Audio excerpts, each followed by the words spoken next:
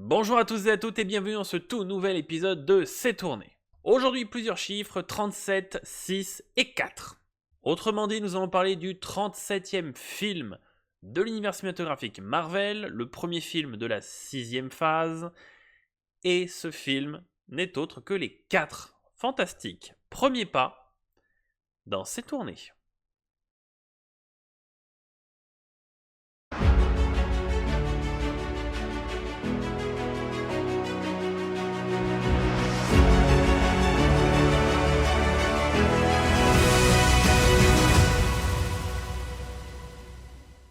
Sorti en France le 23 juillet de cette année, ce 37e opus de l'univers cinématographique Marvel nous emmène vers un tout nouvel univers et met en avant cette fois-ci le côté multiversel.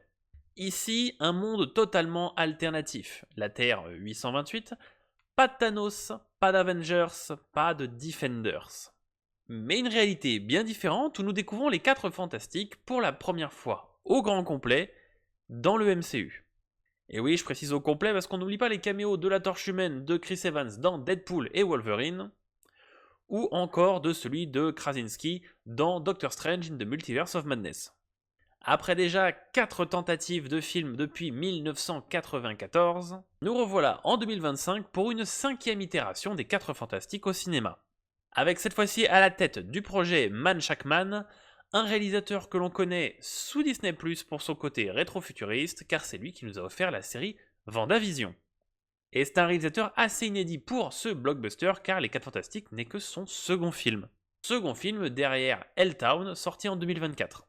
C'est d'habitude un réalisateur que l'on retrouve plutôt derrière la caméra pour des séries télé, telles que par exemple Game of Thrones. Pour ce nouvel opus de la première famille Marvel, on retrouve un casting XXL.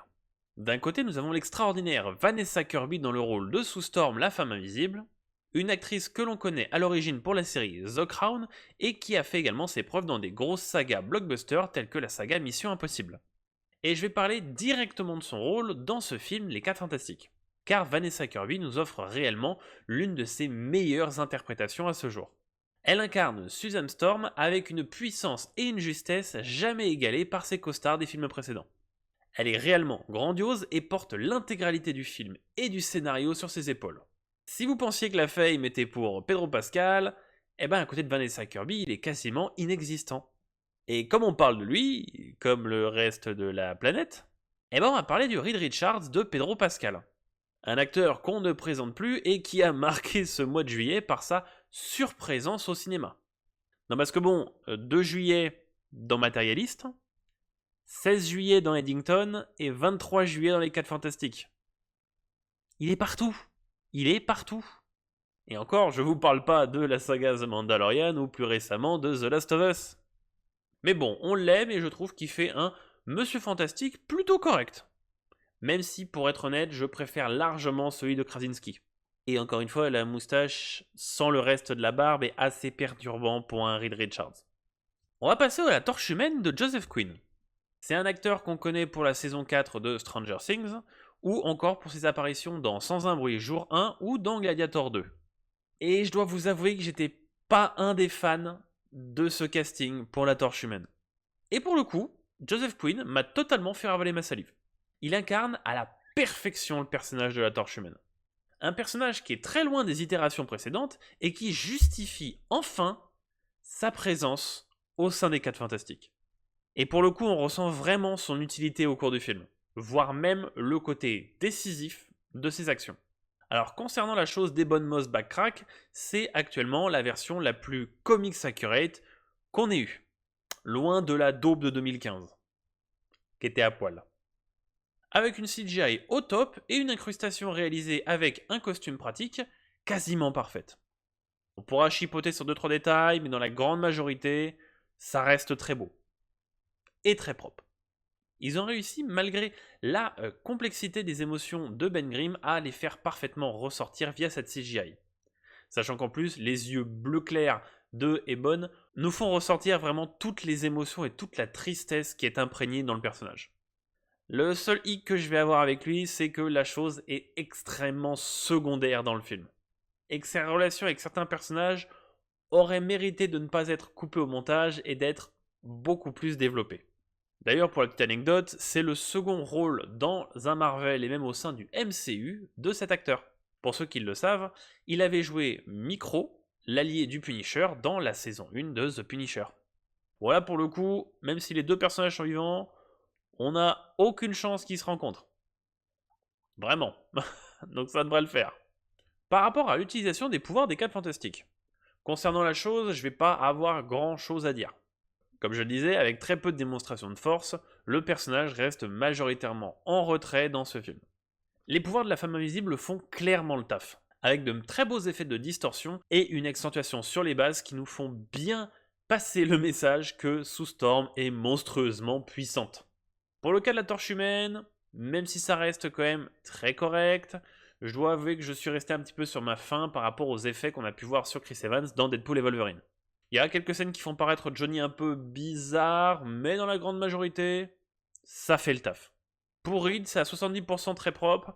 Il y a juste une scène vers la fin du film contre le grand méchant qui est assez vilaine. Pour pas dire très dégueulasse au niveau de l'incrustation du visage du personnage. Pour continuer sur les effets, il va falloir que je vous parle de Julia Garner et de Ralph Ineson, respectivement la surfeuse d'argent et Galactus. Et putain, ce qu'ils sont beaux!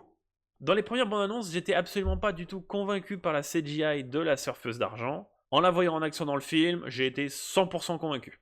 Julia Garner est parfaite dans son rôle de Shadabal. Et Galactus, c'est un sans faute. C'est vraiment un sans faute pour le coup. Le côté effet pratique et le côté costume réel pour Ralph Ineson apportent vraiment une dose de réalisme qui est assez agréable et qui rattrape tous les costumes en CGI qu'on a pu avoir récemment, comme Ant-Man et la Guêpe ou le Iron Spider-Man, ou même le Iron Man, accessoirement parlant. En termes de réalisme et en termes de vibes, ça m'a fait quand même revenir sur la première trilogie Transformers, qui, faut le noter, désolé l'Académie, mais qui pour l'époque proposait l'une des CGI les plus belles, les plus techniques et les plus avancées de l'histoire. Et qui aujourd'hui, selon moi, reste parmi les meilleurs CGI qu'on ait jamais eu, même si c'est des films qui n'ont jamais été récompensés à leur juste valeur, avec un scénario certes peut-être un peu simpliste, le côté blockbuster, on est quand même sur parmi les plus beaux effets spéciaux du cinéma. Devant Avatar. Bon, pardon, je suis peut-être un petit peu trop attardé sur les acteurs, mais ça me semblait vraiment indispensable.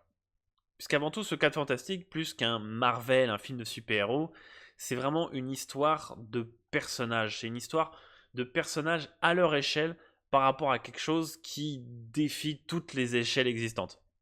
Et du coup, pour revenir un petit peu sur le pitch du film, sans vous spoil, les 4 Fantastiques sont les seuls super-héros de leur univers. Donc la Terre 828, et sont en place dans leur monde depuis près de 4 ans, et sont devenus les icônes du monde qu'ils ont contribué à fonder.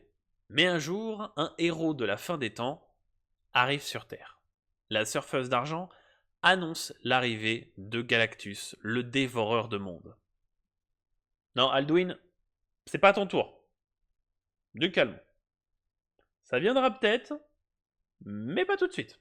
Voici donc le pitch du film.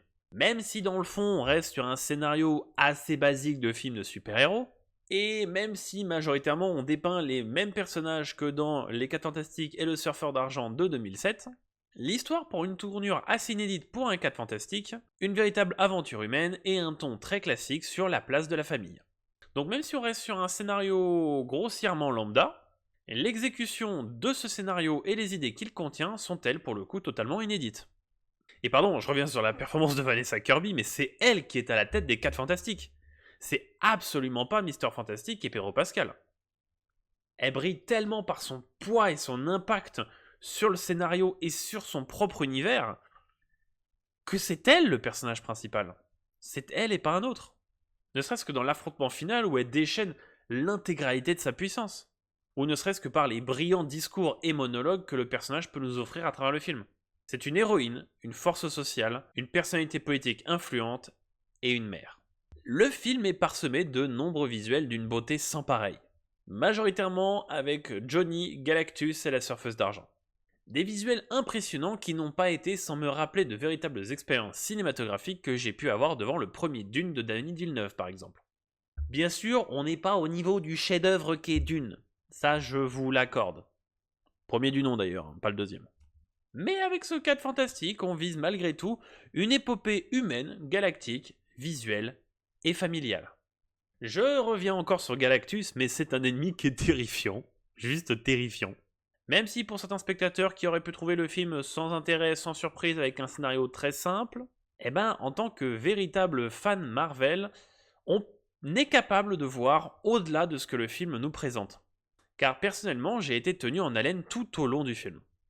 À savoir si oui ou non les héros allaient gagner, et je vais vous expliquer pourquoi. Je vous dirai pas la fin, ne vous en faites pas, je vais rien spoil, il n'y a pas de problème. Mais du coup, effectivement, Galactus représente une dangerosité que je n'avais pas ressentie depuis Thanos dans Avengers Infinity War. Ce sentiment, je l'ai eu par tout ce qui entoure le film. Tout d'abord, il faut savoir qu'on n'est pas dans l'univers 616, c'est-à-dire la timeline sacrée principale de Marvel, mais dans une chronologie alternative. Et sachant que l'objectif de Kevin Feige et du MCU, in fine, c'est d'intégrer les 4 Fantastiques à l'univers principal, on peut donc supposer qu'à un moment ou un autre, ils vont perdre leur monde, et donc être obligés de migrer vers l'univers 616. Donc il y avait déjà ce côté-là qui me faisait me dire, ça se trouve, la fin va pas bien se passer pour eux. Attention, pendant les 15 prochaines secondes, je vais spoil la scène post-crédit de Thunderbolt. Je vous mettrai un message pour vous prévenir quand est-ce que vous pouvez remettre le son de la vidéo si vous voulez pas vous faire spoil. Il y aura un timecode aussi. Donc s'ajoute à cela le teasing de la scène post-crédit de Thunderbolt qui nous montrait les New Avengers en train d'observer le vaisseau des 4 Fantastiques qui venait de faire un saut dimensionnel. Et comme on laissait présent au casting de Avengers Doomsday, toutes ces informations nous font penser que le film pourrait éventuellement mal se terminer pour les 4 Fantastiques. C'est donc pour ça que personnellement j'ai eu un réel sentiment de danger pour les personnages et pour leur univers. Dernier point que je voulais soulever, qui n'est pas réellement un point négatif, mais un peu quand même, c'est quelque chose qui découle de la phase quantité avant qualité de Marvel.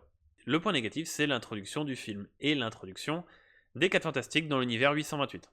On nous présente successivement les héros de la Terre ainsi que tous les vilains qu'ils ont vaincus au cours de ces 4 années à être les 4 Fantastiques. Marvel s'étant trop éparpillé dans les phases 4 et 5 du MCU, ce film manque terriblement d'un premier opus. Et je parle pas forcément de nous remontrer l'origin story des 4 Fantastiques, mais ne serait-ce que la confrontation avec l'un des méchants du film en particulier. Ceux qui ont vu le film, je pense qu'ils verront de quoi je veux parler. Et ça aurait permis de mieux développer certains personnages comme La Chose dans un film précédent, plutôt que de le laisser de côté dans son premier film.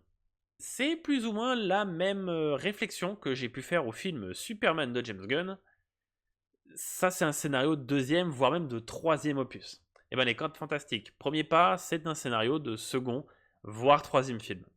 Donc voilà, c'était vraiment la seule chose sur laquelle je pouvais critiquer un petit peu, parce que selon moi, on aurait dû avoir un 4 Fantastiques dans la phase 5. Du moins au minimum.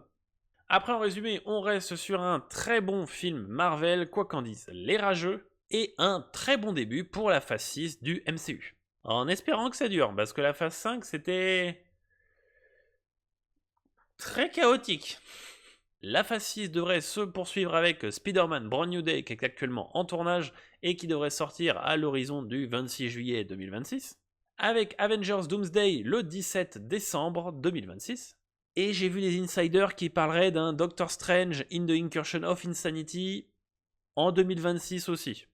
Ça m'étonnerait qu'on ait que 2 films Marvel pour l'année 2026, sachant ce qui arrive à la fin de l'année et en 2027 avec Secret War.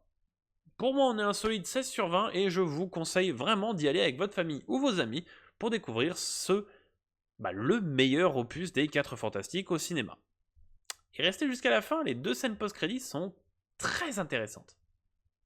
La première en particulier. Merci à toutes et à toutes d'avoir regardé ce 14e épisode de C'est tourné. Aujourd'hui, c'était les 4 Fantastiques. Premier pas. À ciao!